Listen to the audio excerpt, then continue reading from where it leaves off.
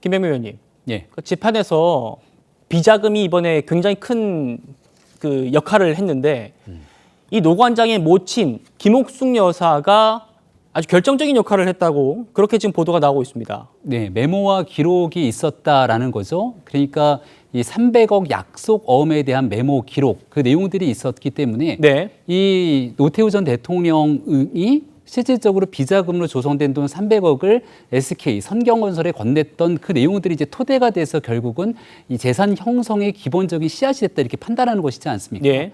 그러니까 저 내용을 아니라고 하지만 결과론적으로 비자금에 대한 실체를 이 재판부가 인정했다면 과거에 어두운 그늘이었던 정경유착의 실체를 실질적으로 인정했다 이렇게밖에 볼 수가 없고, 그렇다면 노태우 전 대통령 입장에서도 저 돈을 개인이 원래 갖고 있었던 돈을 SK 준 것이 아니라 기업으로부터 받게 됐던 비자금 조성 자금의 일부 내용들을 건넸던 것 아닙니까? 물론 네. 지금 SK 측에서는 저 내용을 받은 적이 없다고 강력하게 부인하고 있는 상태입니다만은 여전히 재판 결과에서 노소영 관장이 억울함을 풀어주는 재판 결과를 공감하는 분들이 많을지라도 이 정경유착의 과정까지 모든 것들을 인정하게 되는 재판부의 판단에 대해서는 갑론을박이 계속될 수밖에 없지 않나 생각합니다. 예. 차 교수님, 그러니까 예. 김옥숙 여사가 메모를 한 게 예. 지금 증거로 지금 채택이 된 그렇죠. 겁니다. 예. 사실 그 김옥숙 여사의 메모에는 지금 SK 준 돈뿐만 아니라 예. 그 노태우 전 대통령의 그러니까 동생이죠. 노재우 씨에게 120억을 준 거.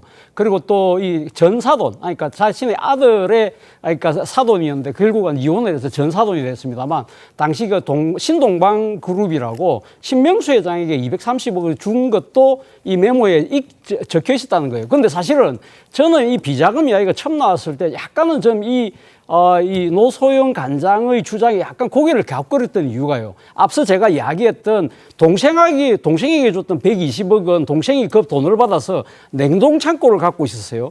그리고 또 그 부분을 돌려받기 위해서. 예. 그러니까 이 노태우 전 대통령이 추징금이 2,629억이었거든요. 이걸 완납하기 위해서 동생에게 줬던 돈을 돌려달라고 하니까 동생이 이거는 내가 모은 재산이라고 해서 결국은 소송까지 해서 그 돈을 받아와서 이 추징금을 냈고요. 그리고 또 전 사돈에게 줬던 230억 원도 본인이 못 받으니까 검찰에 진정서를 내서 내가 사실은 준 돈이니까 받아달라. 그래서 내가 추징금을 내겠다고 이렇게까지 이야기를 했거든요. 그렇다고 한다면 왜 그때 당시에 이 추징금 완납을 하겠다는 노태우 전 대통령의 의지가 그렇게 강했다고 한다면 왜 그럼 SK에게 준 돈은 그때 왜 돌려받지 않았을까? 저는 그게 좀 고개가 갸웃거려졌어요.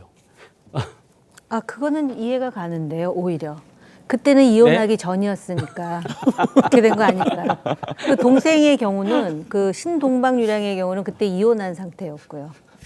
지금 상황을 좀 보면 예. 이제 봉투에 어음 6장이 있었던 거죠. 예. 50억짜리 6장, 300억입니다. 그러니까 아마 재판부는 이렇게 판단한 것 같아요. 송옥숙 여사가 저 봉투에 어음 6장이 있다. 그런데 그 봉투 겉면에 선경이라고 썼다면 그 300억을 일단 최 씨 측에 그 아버지 때죠. 이 최정현 선대회장일 겁니다. 네. 줬고 뭔가는 받아야 될 거 아니겠습니까? 300억이나 건넸으니까. 그래서 받은 어음 6장이다라는 것이고, 근데 여기서부터 이제 재판부는 어떻게 판단했냐면 그 300억이 어떻게 쓰였냐를 돌아 보니까 현재 SK증권의 전신인 태평양증권을 사는데 투입이 됐다라고 해서 이 부분을 굉장히 중요한 포인트로 뒀던 것 같아요. 이게 왜 그러냐?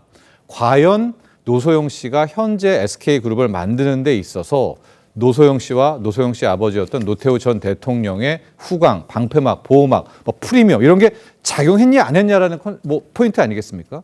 근데 그동안에 나왔던 앞에 두 개, 대한석유공사를 인수해가지고 유공 만들고 지금의 SK이노베이션을 만들었을 때 기여한 바라든가 한국이동통신을 인수해서 제2 사업자가 돼서 SK텔레콤을 키웠던 이 부분은 증거가 없지만 네. 실제 이 세 번째 대목들, 이 돈이 들어가서 태평양증권, SK증권을 샀다라고 하면 앞서 두 건에서도 알게 모르게 방패막, 보호막이 되지 않았을까라고 해서 노소영 전 관장의 재산 기여도를 이어받았다, 인정했다. 이런 식의 추론은 가능할 것 같습니다. 평론가님, 근데 지금 이 정경유착의 그늘이잖아요. 이 대통령의 비자금이라는 게. 근데 이게 결과적으로 불법을 저지른 대통령의 딸의 개인적인 이득으로 귀결된다고 명시한 셈이어서 이번 재판이 논란인데 어떻게 좀 바라보시나요? 그러니까 노 전 대통령은 추징금 완납했다는 뭐 이런 논리를 펴고 있는 것 같습니다만.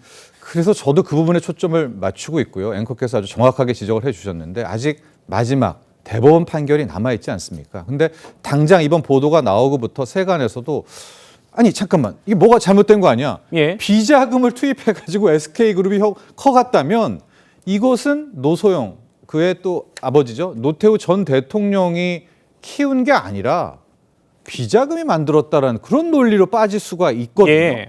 그렇다면 이것에 대한 오롯한 혜택을 노소영 관장이 받아도 돼? 라는 지적 포인트가 분명히 나올 수 있을 겁니다. 그래서 어제 이제 노소영 관장의 변호사 측에서 여러 가지 인터뷰를 했었는데 비자금 얘기가 나올 때는 오히려 비자금 쪽 얘기는 좀 말꼬리를 자르려는 저는 좀 약간 그런 식으로 느꼈었거든요. 네. 변호사 측, 그 노소영 씨 쪽 변호사 네. 측에서 아마 그것이 실은 대법원에서도 쟁점이 될 수 있지 않을까라는 생각을 해봅니다. 그렇군요.